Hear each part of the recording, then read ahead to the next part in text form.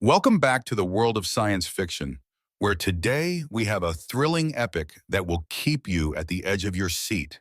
Picture this. A lone mercenary named Rakus stumbles upon an ancient, rusted sword buried in the desert sands of Ziloth. Little does he know this sword holds the power to awaken a hidden bloodline that could crown him emperor. But here's the twist. The story culminates in an explosive battle where Rakus must lead a daring assault against the seemingly invincible forces of the tyrant, Varkun. Will Rakus rise to his destiny or fall under the crushing might of Varkun's war machines? Listen carefully until the very end to find out the fate of Xyloth.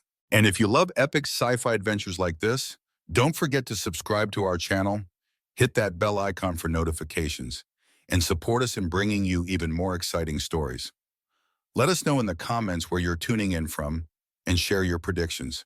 Do you think Rakus truly is the heir destined to save Xyloth? Comment below now. Lightning tore across the violet sky of Ziloth, and in that shocking glow, Rakus Tyrion realized he was about to die, until his fingers closed around the hilt of a rusted sword buried in the shifting sands. Even before he had time to wonder why an ancient blade was hidden in this forsaken desert, the wind seemed to change. A crackle of strange energy pulsed through his arm, and he stumbled backward, heart hammering as thunder boomed overhead. For 3 days, he'd wandered these dunes with little water and even less hope of survival. His lips were cracked, his eyes rimmed red, and his black hair plastered to his brow with sweat. But the moment he grasped that sword, the swirling grit of the storm almost seemed to part around him, as if bowing to a power no one on Xyloth had witnessed in decades.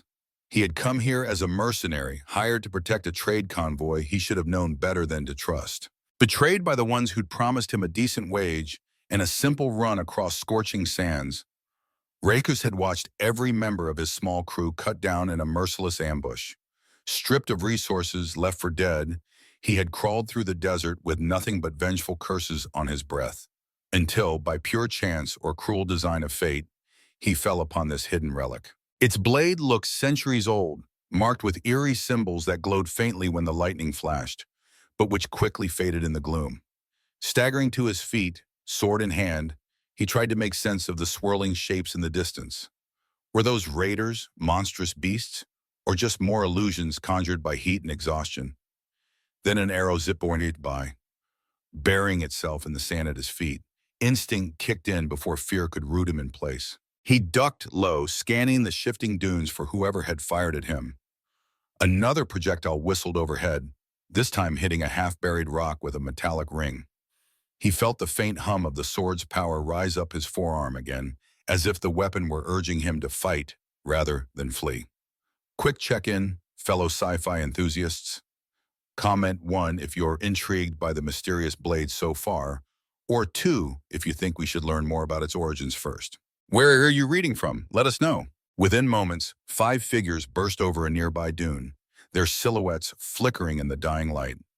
Rakus raised the sword, standing unsteadily in a defensive stance he'd mastered in countless battles on far-flung worlds. Still, his mind churned with questions. He was exhausted, dehydrated, and drastically outnumbered. The nearest figure, a tall warrior with jade-green armor strips strapped across a lean torso, stopped short at the sight of him. For a heartbeat, both men stared at each other in utter surprise. Then something astonishing happened. The warrior dropped to one knee, followed by his 4 companions, all of them pressing their palms to the sand in a gesture of reverence. Varsatir, Rakus Tyrion. Their leader's voice resonated with a quiet awe. Rakus blinked, unable to decipher the words, but it was clear they weren't attacking anymore. These desert nomads, or whatever they were, had just lowered themselves before him like he was some sort of deity or king. Every nerve in his body told him he should run, or at least keep his guard up, yet curiosity rooted him in place. Cautiously, he stepped forward. The sword dangled in his grip, rust flaking off with each movement, but the unknown warriors seemed transfixed by it. Whatever illusions had brought them to their knees, the rusted blade was certainly at its center. Before Rakus could attempt conversation, a high-pitched whistle shattered the awkward silence. An arrow lanced through the space between him and the kneeling warriors, narrowly missing one by mere inches. In the distance, another group of assailants emerged, dressed in dark, close-fitting garb that seemed meant for stealth and murder. Their faces were obscured behind masks, and they carried compact crossbows that gleamed with a sinister sheen. The kneeling warriors sprang into action, hurling spears while calling out in their strange tongue. Chaos exploded across the dunes as the masked raiders answered with a volley of bolts. Rakus found himself caught in the middle, forced to choose a side in a conflict he didn't understand. Gritting his teeth, he ducked behind a half-buried boulder. His muscles trembled, half from fear and half from the creeping sense that this sword was more than a mere artifact. It felt alive in his hands, as though it recognized the violence unfolding around it. A sharp cry drew his attention, and he spotted one of the kneeling warriors, a lean youth with turquoise markings on his cheeks, collapsed in the sand with a crossbow bolt lodged in his rib cage. Without thinking, Rakus leapt forward, swinging the ancient sword to deflect another bolt midair. The arrow bounced off the blade in a flash of sparks that lit the stormy gloom. This was no ordinary rusted hunk of metal. It had a peculiar resilience, and it seemed to hum louder when drawn into conflict. "Over here," someone shouted, and Rakus whirled around to see a red-skinned woman beckoning him from behind a fractured rock formation. She wore fitted desert leathers, a cowl pulled low over her gleaming crimson forehead, and her eyes blazed with cunning intelligence. Despite the swirling chaos, her voice cut through the wind and the shouting warriors like a laser beam. "They'll slaughter you if you stay out in the open." He sprinted toward her, narrowly dodging a crossbow bolt that sang past his ear. When he dove behind the rocks, the woman pressed a canteen into his hands. He guzzled some of the water, almost choking from how wonderful it tasted after days of thirst. She braced him by the shoulder, her expression a mixture of urgency and relief. "I'm Sashiva," she said simply. Her red skin bore faint, swirling patterns that glimmered under the flicker of distant lightning, and she moved with the ease of someone who'd survived many such ambushes. "Now tell me who you are, and how you came by that sword." "I'm Rakus," he panted. "Just a merc trying to—" A trio of bolts rained against their rock cover, sending shards of stone flying. Sashiva's face hardened as she peered over the edge, lips drawn tight. "We don't have time for explanations. The people attacking us are Varkun's hounds, his elite enforcers. If they've tracked you here, it's because of that sword. So unless you want to end up as a trophy on his wall, we need to move." 1,000 questions hammered at Rakus's mind. Who was Varkun? Why did everyone care about this rusted sword? But with masked soldiers closing in, survival came first. Enjoying the ride so far? Hit 1 in the comments if you're rooting for Rakus, or 2 if you think he should turn tail and run. Don't forget to share where you're from. We love hearing about our viewers around the world. Sashiva led him through a tangle of towering rock formations, each jagged spire carved by centuries of relentless desert wind. As they wove between shadows, the clamor of battle echoed behind them. Cries, steel, clashing, the dull thud of bodies hitting the sand. Rakus's heart pounded, but at least adrenaline kept him upright, pushing him to keep pace with this quick-footed stranger. Occasionally, he glanced at the sword in his hand, astonished at how easily it balanced despite its battered appearance. It was as if the ancient metal itself guided his movements. "Where are we going?" he hissed, wincing when his question ricocheted off the canyon walls. Sashiva pressed a finger to her lips, cautioning silence. She pointed upward, toward a narrow ledge that skirted the edge of a deep ravine. One slip off that path, and he'd be nothing more than a splat at the bottom of a rocky chasm. Yet she moved gracefully, almost dancing across the precarious ledge, as if her feet barely touched stone. Gritting his teeth, Rakus forced himself to follow. He was no stranger to deadly climbs. His mercenary work had taken him through volcanic ranges, ice cliffs, and squalid urban labyrinths. But exhaustion nipped at his heels, and his newly opened wound in the side from the ambush days ago stung fiercely. Behind them, the faint glow of drifting flares lit the sky as Varkun's hounds signaled to one another. It was clear these men were experienced trackers. They wouldn't give up easily.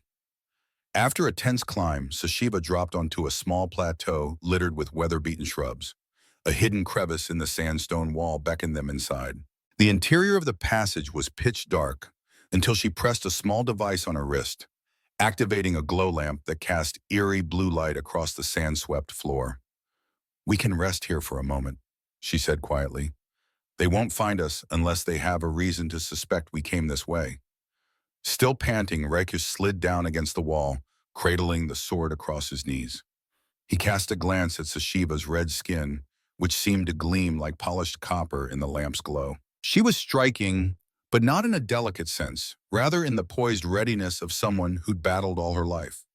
"What makes that Varkun bastard want this sword so much?" he asked. Sashiva exhaled, her breath echoing in the crevice. "Because that rusty hunk of metal isn't just any blade. It's the sword of the Founders. It once belonged to the sovereign lineage that ruled Xyloth before Varkun's uprising. The legends say that whoever wields it, provided they carry the true bloodline, can unite this planet under one banner again."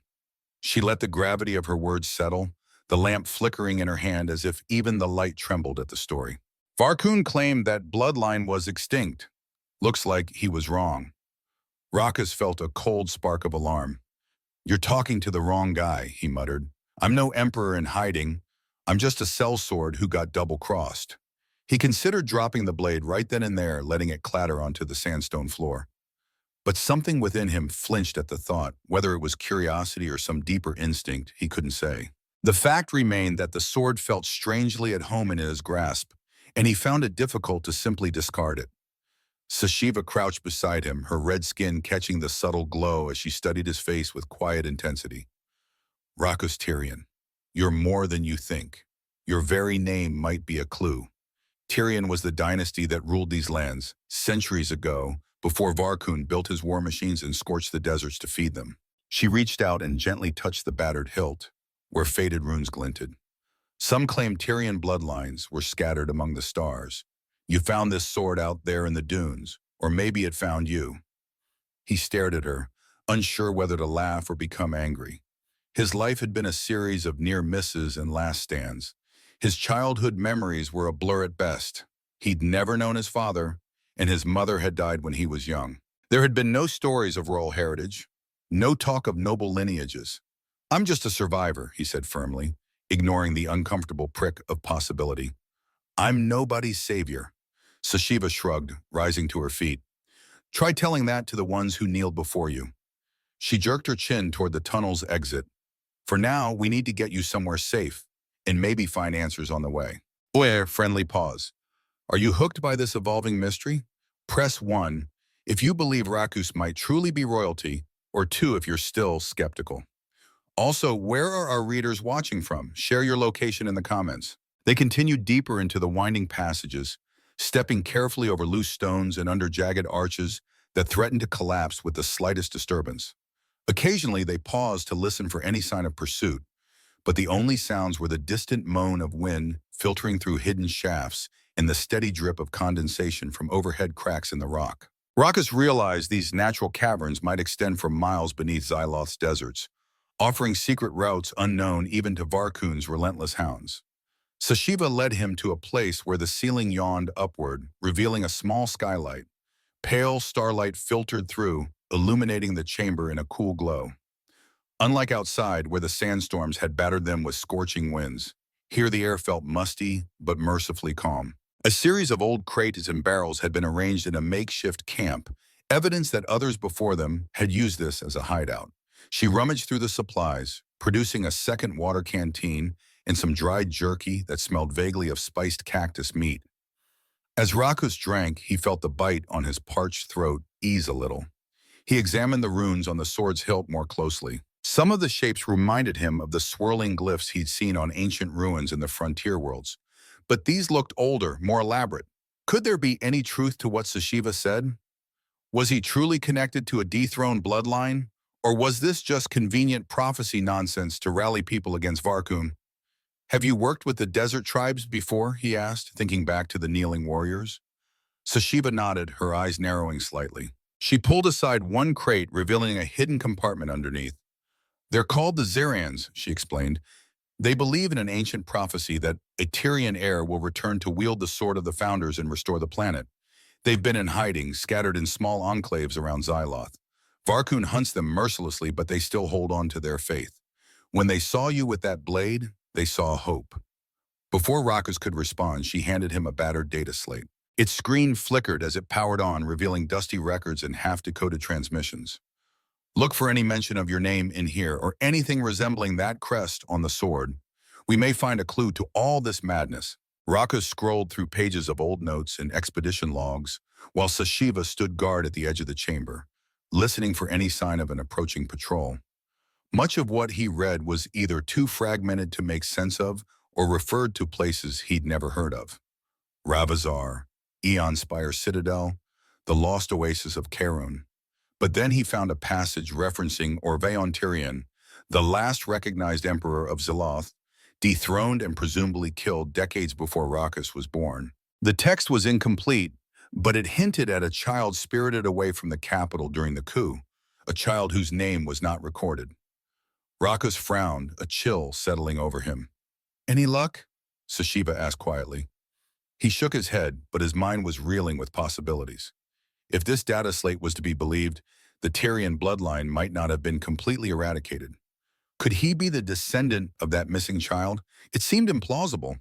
He'd grown up as an orphan on distant trade stations, scraping by on odd miles and learning to fight for his next meal. There was no lavish upbringing or fancy lineage, yet a small voice in the back of his head whispered that he'd never truly known his family's story. His gaze drifted down to the sword. The runes along its length pulsed faintly, as though responding to his internal turmoil. With a sigh, he set the data slate aside. "I still can't wrap my head around this," he admitted. "Let's say I am who they claim I am. Varkun's not going to hand me a crown just because I show up with a sword. He'll kill anyone who threatens his rule." Sashiva's lips curved in a grim smile. "True, but he won't get the chance if we strike first. The Xerans fight for what's left of the old ways. They might be your best shot at toppling Varkun. And once he's gone, you could restore Xyloth, stop the resource plundering, the forced labor camps, the endless fear." Rekus blew out a shaky breath. "I've never been one for politics, but I can't deny something bigger is going on here." He pointed to the battered data slate, which still flickered with cryptic clues. "If the Xerans can help me find more answers, more proof, then I say we go." They decided to move it again before dawn's light could betray their hiding place. Sashiva guided Rhoccus through a maze of tunnels that sloped downward, occasionally leading them into vast caverns bristling with luminescent crystals. Each cavern felt like stepping into another realm, a quiet, hidden world beneath the desert's brutal sun.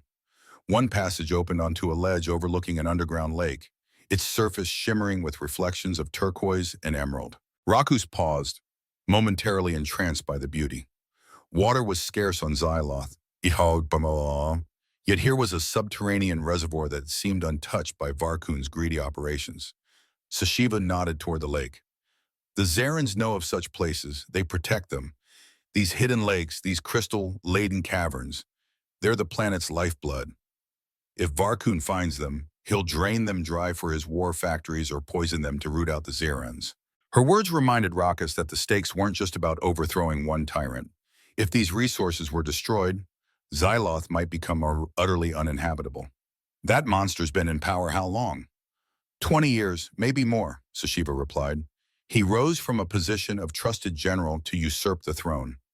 Orveon Tyrion was betrayed from within, or so the story goes. After that, it was a systematic purge of anyone loyal to the Terrains. The people he couldn't bribe or intimidate, he executed. The capital city fell under his iron rule." Rhoccus stared at the reflection of his own face in the inky water. Lines of exhaustion and worry traced his features. Could he truly be linked to a name that once ruled this entire planet?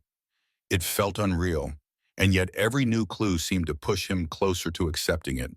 He clenched his jaw, pushing aside the uncertainty. Action was always easier than introspection. "So the Xerans might shelter us?" "They will," Sashiva affirmed, "but we have to earn their trust. That means respecting their customs and proving you're not just another warlord with a fancy sword." She glanced at his side, noticing the clotted gash from his earlier ambush. "But first, we should tend that wound.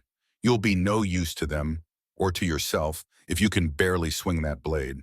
Pause for audience participation. If you think Rhoccus should dive deeper into these hidden caverns for secrets, press 1.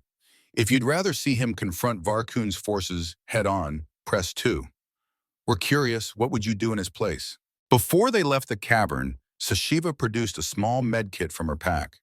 She carefully cleaned Rakus's wound, applying an antiseptic salve that stung worse than any blade. He winced but refused to complain. After she wrapped the bandage, she motioned toward the silent, tunnel-like corridors leading away from the lake. Come on. The Xerans have an outpost deeper in these caverns, if I remember correctly. They don't usually welcome outsiders, but you might change their minds. They walked in near silence for what felt like hours, the tunnels twisting and splitting. Occasionally they spotted carved symbols on the walls, ancient guide markers left by subterranean tribes perhaps. The deeper they went, the more Rakos felt an odd pull in his chest, like some unseen force calling him forward. Could it be the sword's influence? He tried to shrug off the thought, focusing instead on placing one foot in front of the other. At last, they emerged into a vast chamber lit by bioluminescent fungi clustered in large, glowing patches along the cavern floor.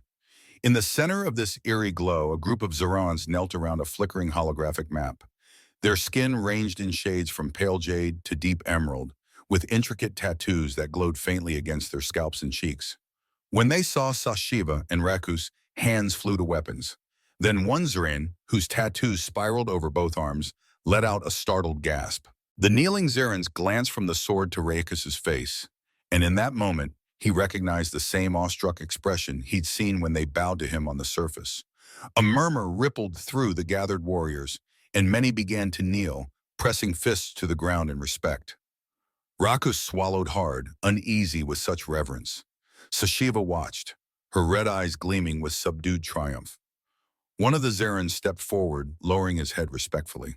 If you truly carry the Tyrian blood, he said in a soft but resonant voice, then you are the one we've waited for. I am Corval. We've risked everything to keep the old ways alive down here. Perhaps it was not in vain. Corval led them to an alcove within the huge chamber, where a handful of older Xerans were seated around a small, glowing brazier. The elder in the center, with skin a shade lighter than the rest and face etched by countless years of wisdom and conflict, fixed Rakus with a gaze that seemed to penetrate all his doubts. This elder introduced herself as Zael, speaking slowly and deliberately in the Xeran dialect. Curiously, Rakus found he could understand some of her words. They tickled the edges of his consciousness like half-forgotten memories. Was it something he'd picked up in his travels? Or was there truly a deeper connection at play? Zael spoke of the ancient prophecy, a rightful heir who would reclaim the sword of the founders and restore balance to Zeloth. She described how Varkun had systematically poisoned the planet for his war machines, mining too deep, diverting water, choking out the oases that had once dotted the deserts. In the mosaic of her story, Rakus saw pieces of the planet's suffering, pieces he had already glimpsed with his own eyes. She finished by pointing to his sword, the once rusted blade that now shed flakes of its iron coat with each clash, revealing mysterious runic patterns underneath. By fate's design, she said quietly, you have found it in the desert, just as the prophecy foretold. An uneasy silence followed. Finally, Rakus cleared his throat. Prophecy or not, I'm no miracle worker. Varkun is a warlord with an army at his back. How do you expect a handful of tribes to overthrow him? Zael's eyes flickered with an ancient fire. One does not conquer darkness with brute force alone. There are alliances yet unmade. The capital is brimming with people who hate Varkun, but have no champion. The merchant guilds might be swayed if we offer them new trade routes. The city of Kevos stands on the brink of revolt. With your leadership, these factions could unite. It all felt overwhelming. Rakus scanned the faces around him, seeing hope where he expected fear. They believed in him, and for the first time he sensed that maybe, just maybe, he believed in them as well. Sashiva placed a reassuring hand on his shoulder, her red skin contrasting against his bandaged arm. We can do this, she whispered. Time for viewer insight. Do you think the Xeran's faith is justified? Press 1 if you sense Rakus is the true heir, or 2 if you foresee betrayal ahead. Don't be shy, let's hear your theories. Plans emerged swiftly as the Xeranians and their elders discussed the next steps by the glow of the brazier. They pointed out route after route on a holographic projection of Zeloth, highlighting known patrols and fortress outposts loyal to Varkun. Rakus learned of hidden desert enclaves where rebels trained in secret, of mountainside towns that had so far resisted assimilation under the tyrant's rule. Every mention of these places brought forth stories of suffering and of the desperate need for leadership. Raku stood with arms crossed, taking in every detail. He found himself asking questions, suggesting small tactical maneuvers based on his mercenary experience. How best to ambush caravans of supplies, how to cut off certain choke points, how to use the environment of scorching dunes and hidden caves to their advantage. With each new idea, the Xerans nodded in approval. The more he spoke, the more confidence they seemed to place in him. During a lull in the planning, Sashiva approached him quietly. You're doing well. They respect you for understanding combat, but be aware these are proud people. They'll expect you to prove your worth beyond just strategy. Blood matters here. He nodded, pressing a hand to his bandaged ribs. I've never been a part of something this large. It's more than just taking a contract for credits. It's a cause. She offered a small smile, a warmth in her smile that momentarily softened her fierce demeanor. You've already taken a step beyond your old life. Keep walking forward. When Zael and Korval returned, they announced they would guide Rakus and Sashiva to the city of Kevos in the coming days. The plan? Secure alliances within the city, rally those who feared Varkun, and build momentum for a planet-wide uprising. Rakus felt an odd tremor of both excitement and dread. Could he really unite these fractured groups? Could he convince them that an orphaned mercenary was, in fact, the heir to a dynasty? Sashiva placed a cloak of dark fabric over his shoulders, the hood lined with a fine mesh to keep out desert sand. Tomorrow at first light, we head for Kevos. Rest now if you can, she advised, because tomorrow your real fight begins. When dawn arrived, it was only discernible by the faint glow that filtered through narrow fissures in the cavern ceiling. Rakus woke with a jolt, half expecting a new ambush, but all remained quiet save for the muted shuffle of Xerans packing their supplies. He checked his side. The pain had dulled to a manageable ache. The sword, still flaking rust, rested near his bedroll, looking more formidable each day. Sashiva greeted him with a slight nod, her expression focused. They joined Zael, Korval, and a small contingent of Xeran scouts. The group navigated out of the cavern network through an ancient passage that led to a hidden canyon. Once outside, the blazing sun of Xyloth greeted them, forcing Rakus to squint until his eyes adjusted. It was a stark reminder of the planet's brutality. Golden dunes stretched endlessly, and heat shimmered in the air, a tangible presence. Their journey to Kevos was arduous. Korval explained that the city sat near the Great Scar, a massive geological rift that cut across Xyloth's northern hemisphere. In ages past, the scar had been a lush valley, but Varkun's reckless excavation had turned it into a scarred wasteland dotted with industrial outposts belching toxic fumes. They would need to skirt these zones, avoiding the watchtowers manned by Varkun soldiers. Despite the danger, Rakus felt a sense of purpose drive each step. As they trudged through shifting sands and jagged rock formations, he exchanged words with Sashiva, learning more about her past. She belonged to a rare species known as the Marin. Humanoids with crimson skin who often served as guardians or scouts across the frontier worlds. Yet her presence here was due to a personal vendetta. She believed Varkun's empire had financed the slaughter of her home colony. Over time, she had allied with the Xerans, seeing in their struggle a reflection of her own. That evening, they made camp beneath a natural rock overhang. While the group dozed, Rakus found himself drawn to the sword. In the dim moonlight, he could see more of its surface shining through. Strange glyphs, possibly older than any civilization he knew, traced the metal like the branches of an ancient tree. He ran his fingers along them, pondering how a single object could ignite so much devotion, fear, and hope. Midway through the second day of travel, the group encountered a sandstorm whipping across the dunes like a hungry beast. At first, it was just a distant haze, but within minutes the wind thundered around them. Grit battered their exposed skin and visibility dropped to almost nothing. Sashiva and Korval shouted orders to keep the formation tight, and they deployed portable shelters, thin flexible tarps that anchored into the sand. With the storm raging, the Xerans huddled together beneath these makeshift tents. Rakus hunched beside Sashiva, gripping the sword like a talisman. The roar of the wind was deafening, and the sand pried at every gap in their armor. 2 hours passed in a miserable swirl of dust and oppressive heat.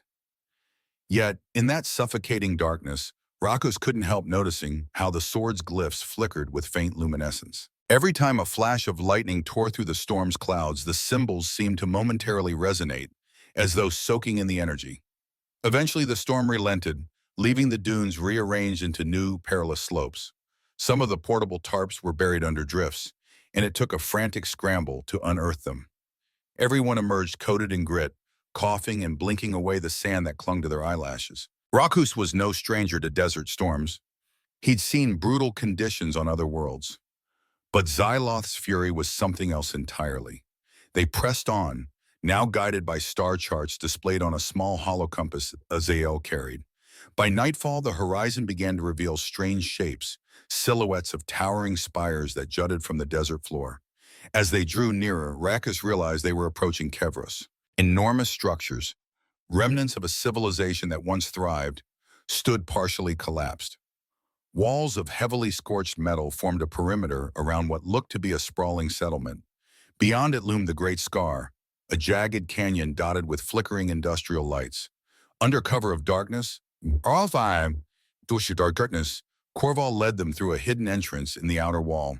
They passed dilapidated buildings where squatters huddled around oil drum fires, their faces hollow with fatigue.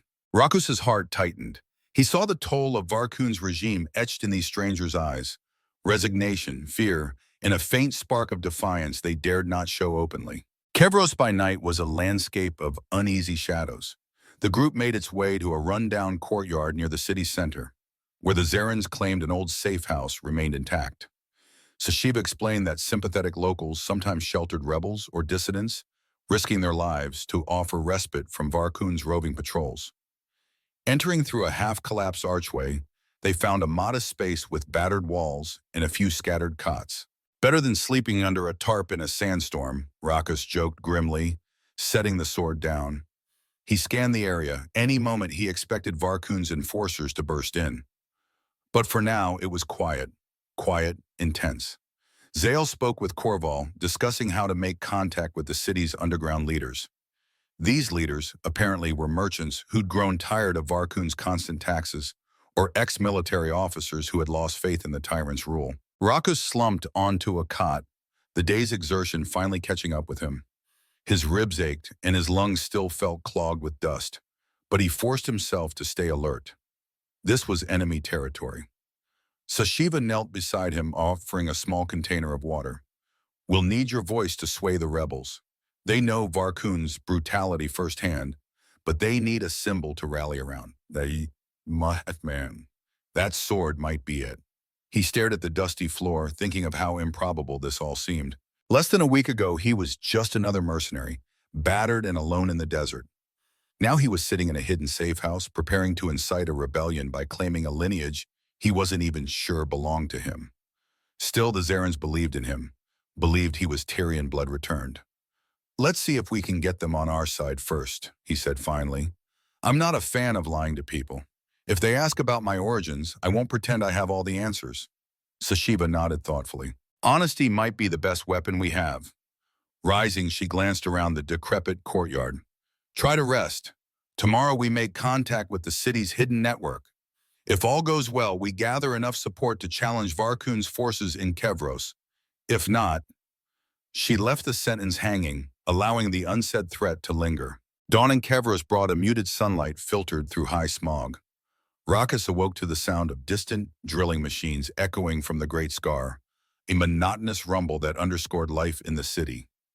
The group divided tasks. Zael would meet with an old ally rumored to command a small militia near the Scar's edge, while Corval scouted the marketplace to find out how heavily Varkun's men patrolled the district. Rakus and Sashiva were tasked with locating a pair of merchant brothers, rumored to be the backbone of a black market trade ring that moved illicit goods through Kevos. The Xerans believed these brothers had grown wealthy smuggling contraband, but had also grown disillusioned with Varkun's oppressive taxes. If they sided with the rebellion, they could provide crucial funds and logistical support.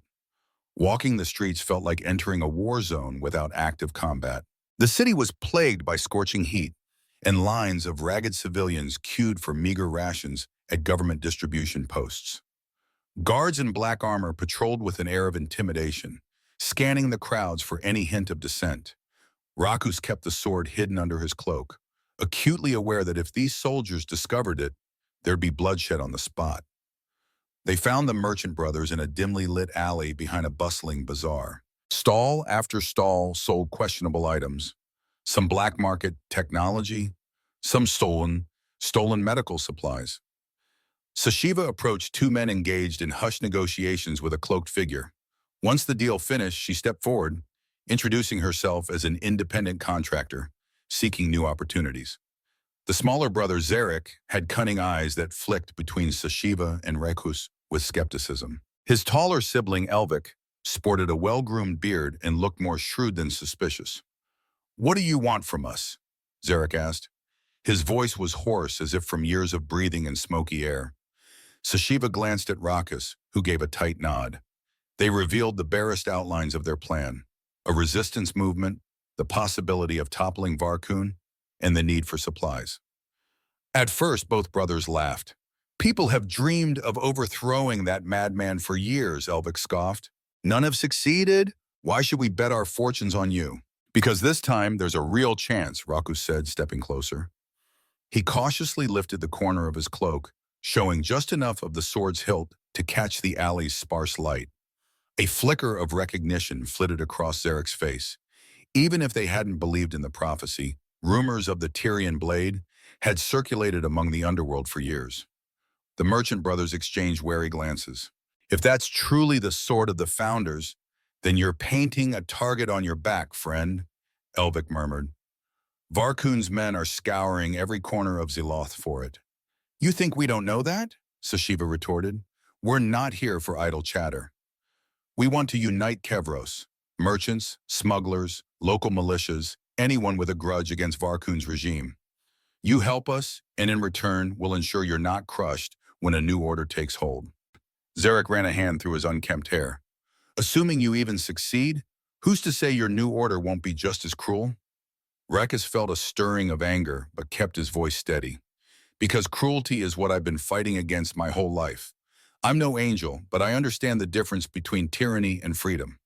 My real question is, which side do you want to be on when the dust settles?" Silence stretched as the brothers weighed their options. Finally, Elvic sighed. "We can't offer you open support yet. If we do, Varkun will shut down our trade routes before we can blink. But we can help discreetly. Medical supplies, a safe house or two, maybe even weapons. That's the best we can do without committing suicide." Sashiva accepted the olive branch for what it was. "We'll take it, and if we prove ourselves, then maybe we can talk bigger moves." Xeric nodded, seeming relieved. "Fine. There's an abandoned foundry near the old turbine district. You can meet local sympathizers there at midnight. But watch yourselves. Not everyone who shows up will be friendly." As Rakus and Sashiva left the alley, he couldn't help feeling the weight of 1,000 eyes on them. In this city of shadows, betrayal felt like it lurked around every corner, and they had only begun to stir the pot.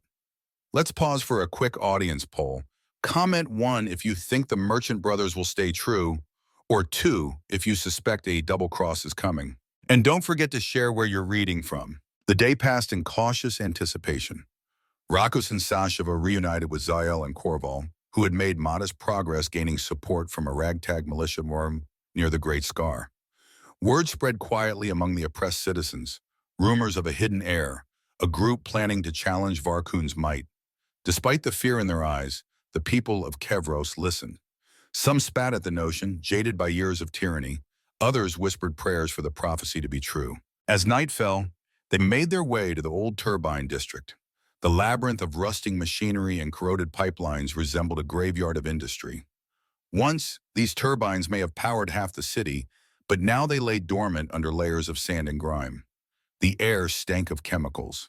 Broken catwalks loomed overhead, while flickering neon signs from a distant sector cast eerie glows across puddles of oily water. They entered the abandoned foundry through a gaping hole in the wall. Inside, the cavernous space opened before them, metal beams rising like skeletal fingers toward the crumbling roof. There in the center, a sparse gathering formed under a single overhead lamp. A dozen or so figures, faces hidden by hoods or masks. Some clutched makeshift weapons, pipes, chipped blades, while others bore the hardened expressions of seasoned fighters. Xeric stood off to one side, flanked by a trio of armed guards. He lifted a hand in greeting. We're all here now. Let's hear what the rumored heir has to say. Raka swallowed. Despite his fighting background, speaking before a group felt alien to him. Yet he stepped forward, pushing the sword's hilt into view. A collective murmur spread among those gathered, though whether it was excitement or alarm, he couldn't tell. I'm not going to give you false promises, he began, voice echoing in the hushed foundry. Varkun has an army. He's ruthless. But the only reason he holds power is because we're divided, each faction too afraid to stand together. If we unite, we have a chance. Not just to bring down a tyrant, but to rebuild Xyloth so we don't all mine in the desert he's creating. Silence again. Then someone stepped from the shadowy fringes, a wiry woman with a scar running across her left cheek. Words are easy. Proof is harder. Why should we trust you? Rakus felt the sword's weight pressing at his side, as though reminding him of what was at stake. He answered the scarred woman as honestly as he could, because I've seen what Varkun does firsthand. My friends, my crew were murdered when they refused to join his corrupt trade deals. I nearly died in the desert. I found this sword by chance, or maybe fate. I don't know, but I do know that everywhere I look, people are desperate for real change. The woman studied him, eyes flicking over the battered blade. Then she nodded. My name's Arila. I lost everything to Varkun's war camps. I'm in, if the rest of you have the backbone to follow through. That simple declaration opened a floodgate of hushed voices. Some declared loyalty outright, while others asked pointed questions. Could Rakus call upon off-world allies? How would he handle the city's corrupt merchant lords if they refused to join? Sashiva and Zael stepped in, explaining the plan for alliances, how each region of Xyloth could be rallied with minimal risk if done carefully. They spoke of the Xerans' hidden enclaves, the resources that could be shared among the newly united rebels. Xeric, arms crossed, let out a low chuckle. I'll admit, I'm impressed you got this many people listening. But talk is talk. If we do this, we need a show of strength to prove you're not all smoke. I propose we strike Varkun's guard towers around the Great Scar. Take them out, disrupt his supply lines, and show everyone in Kevos that the heir is real, and that he's not afraid of bloodshed. Corval agreed. Yes, a coordinated strike might inspire the city, but it's dangerous. Those towers are armed with turret arrays and well-trained soldiers. Arila's scarred face twisted into a grim smile. Good. Let Varkun's men see what we're capable of. Rakus glanced at Sashiva, uncertain. A direct assault would mean more blood on his hands. But maybe that was the cost of freedom. We'll do it, he said, voice firm. But we do it smart. We pick a tower we can realistically take down, show the people that Varkun's not invincible. Story checkpoint. Are you ready for some action? Press 1 if you can't wait for the tower assault, or 2 if you'd rather see more political maneuvering first. Also, don't forget to comment where you're reading from. We love connecting with our global audience. News of the upcoming raid spread through Kevros' underbelly like wildfire. Gangs of thieves, disgruntled laborers, and even a few disillusioned city guards passed along information, each in their own clandestine way. Rakus, Sashiva, and the Xerans spent the next 2 days meticulously planning the strike. The targeted tower overlooked a key bridge spanning a chasm in the Great Scar. If they seized it, they'd control an important route, and more importantly, send a message that Varkun's strongholds were vulnerable. Late on the chosen night, they gathered in the rubble-strewn streets near the tower. Moonlight washed the scene in pale silver. Arila's small group of fighters took position at the base of a collapsed overpass, ready to storm the guard station from one flank, while Corval's Xerans and Rakus attacked from another. Xeric's men planned to sabotage the turret systems by accessing an underground conduit that linked to the tower's power supply. Everyone held their breath, eyes scanning for watchful sentries.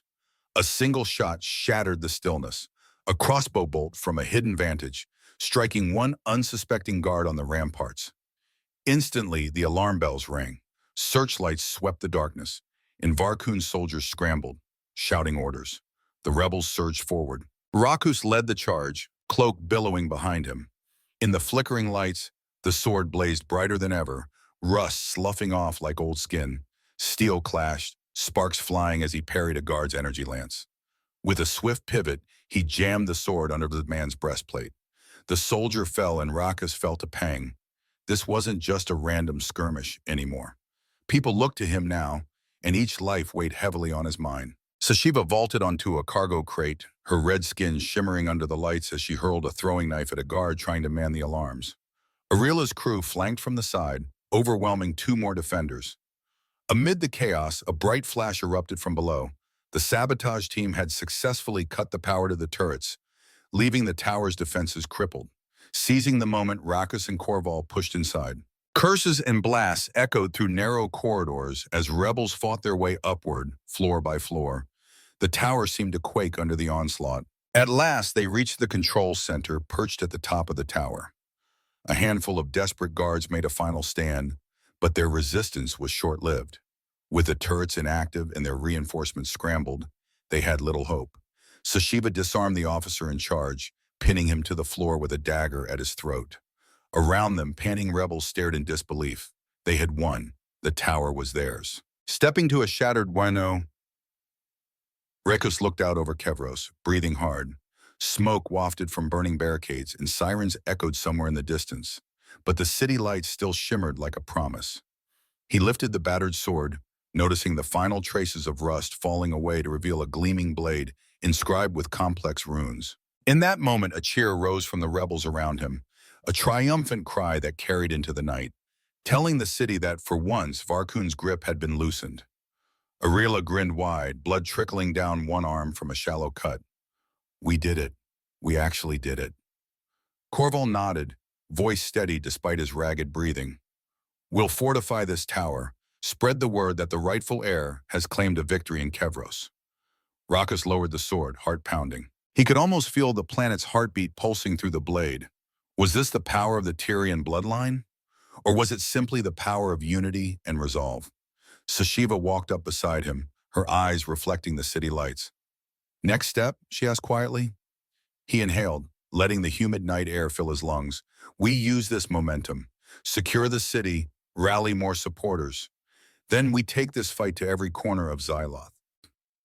In the weeks to follow, rumors of the tower's capture spread throughout Xyloth like a desert wildfire.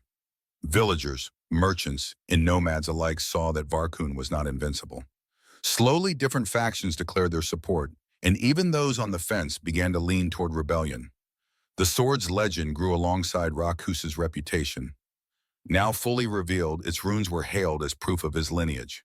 Whether by fate or destiny, he found himself on a path from lone mercenary to potential emperor. And yet, beyond the horizon, Varkun gathered his loyalists, forging new war machines, preparing to crush any whisper of defiance. The final struggle for Xyloth had begun, and neither side could afford to yield. Wow, that was an intense battle, wasn't it? Rakus has taken his first major step toward reclaiming the throne of Xyloth, but the journey is far from over. As the rebellion spreads across the desert planet, what do you think will happen next? Can Rakus unify the fractured factions and overthrow Varkun's brutal regime once and for all, or will he encounter betrayal and setbacks along the way? We'd love to hear your thoughts. Comment 1 if you're confident Rakus will triumph and restore peace, or 2 if you suspect danger and betrayal still await. Don't forget to tell us your favorite part of the story and share where in the world you're listening from. We always enjoy seeing your amazing support from across the globe. And remember, subscribe to our channel and hit the notification bell to keep following Rakus's thrilling journey and to enjoy many more incredible sci-fi tales. Stay tuned, because we have even greater adventures coming your way.